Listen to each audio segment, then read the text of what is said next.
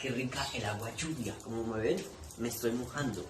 Y seguramente te han dicho que si te mojas, te enfermas, te resfrías, pero nada de eso es cierto, eso es una total mentira.